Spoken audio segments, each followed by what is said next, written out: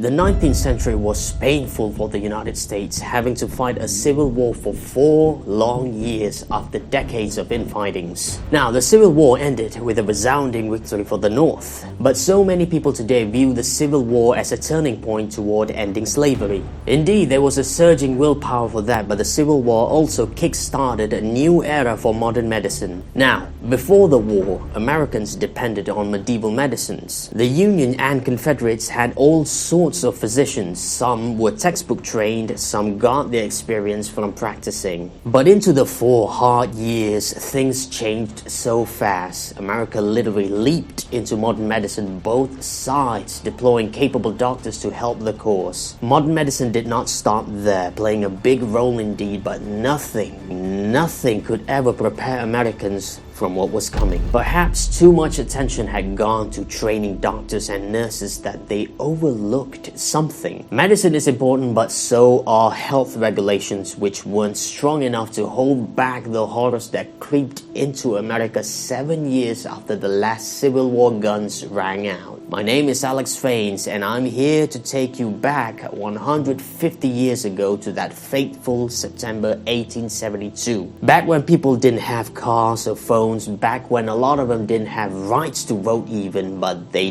did have books though. This is my novel.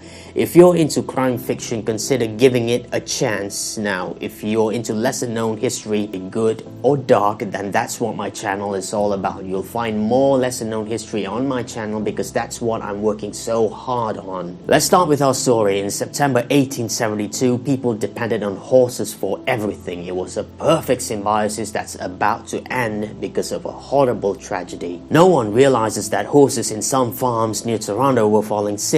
It began with one and then another, that in a week 600 horses had been infected. And because of this, it was known as the Canadian horse disease. Like many diseases, the 1918 flu and even COVID-19, the horse disease hit America through trade lines, crippling major cities as horses became so sick they couldn't do anything. Imagine all of a sudden the oil industry collapsed, leaving us with no way to power our trucks. Who's going to put out the fire? Who's going to take away our trash? And who's going to deliver our meals? And who's going to deliver my book to you after I spent so many years writing? It's going to end up in those holding centers.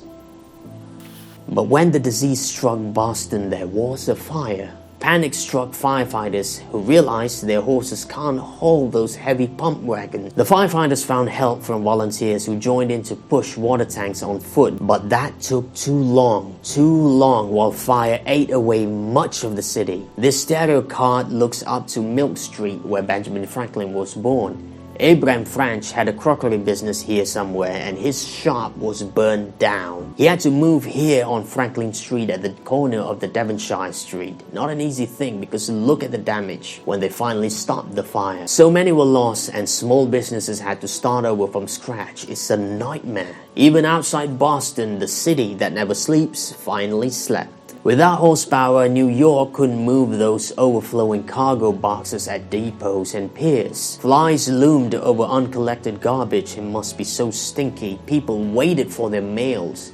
And the timing was perhaps perfect for the Republican Ulysses S. Grant as the 6-way presidential elections were mere weeks away. It was different back then, way more complicated than a Republican-Democrat battle. In that 1872, the Liberal Republican Party formed an alliance with the Democrats, an unlikely alliance. Together they fielded Horace Greeley from New York. It was a turning point for the Democrats at the time. They began pursuing the Liberal Republican platform, slowly abandoning their disdain to the African Americans. But Greeley couldn't cope with all those dirty perceptions against him. Cartoons showed him supporting treason and the KKK. He was shown to have bailed Jefferson Davis and shaken hands with John Wilkes Booth across Lincoln's grave. You know, dirty politics, the old game and even the new. Defeat was certain. Greeley lost in his home state by 6 points, all the while as horses kept dropping dead. Baltimore, Chicago, New Orleans, and San Francisco came to a clattering halt. Thousands of horses were collected from the city streets to be turned into glue, leather, and brooms. By December, American streets were nearly deserted as this scourge continued attacking workhorses. Officials were overconfident, saying this disease won't ever reach DC. But as time went on, streetcars in DC were indefinitely suspended. They couldn't risk more workhorses catching the disease. Some blame Canada, but let's be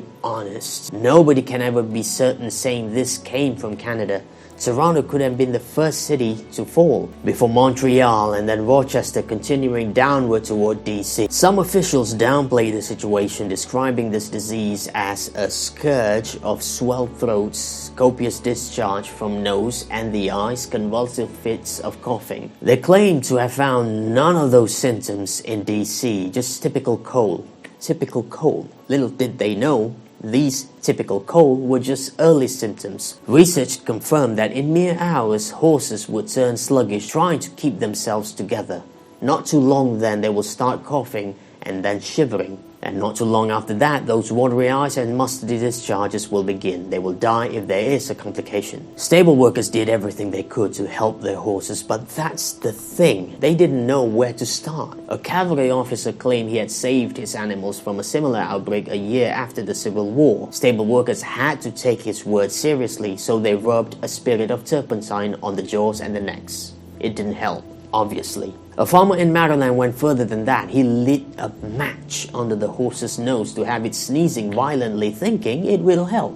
Obviously, that didn't help. There was this interesting doctor in Virginia. He recommended giving a day off for infected horses to recover while under a blanket. Because of this, horse blankets ran out of stock just like that. A sudden panic buy. They did this and horses showed signs of recovery, and then they immediately forced the poor horses back into activity. That backfired alright because those horses were still contagious, prolonging this health crisis with more horses getting infected. This is the old America. And I would say the world really, because there wasn't any health regulation to keep up with this kind of crisis. No knowledge, no understanding, nothing. Everything was still new back then. They didn't know how to really help their horses. They didn't know that they had to keep sick horses completely away for days after recovery, and they didn't know they had to ventilate stables properly. That's the main cause of this crisis, I would say. Those stables along rail lines were so cramped up with little room for ventilation. It was a perfect breeding ground for the disease, which slowed by February 1873. It ran away in the following months to disappear from the public and our minds. Of course, it's still around us today, too weak to start another outbreak. A good thing, of course, for our great-great-grandfathers who could finally recover from this mess. There was suddenly a demand for new horses to fill in the gap. They bred horses like crazy,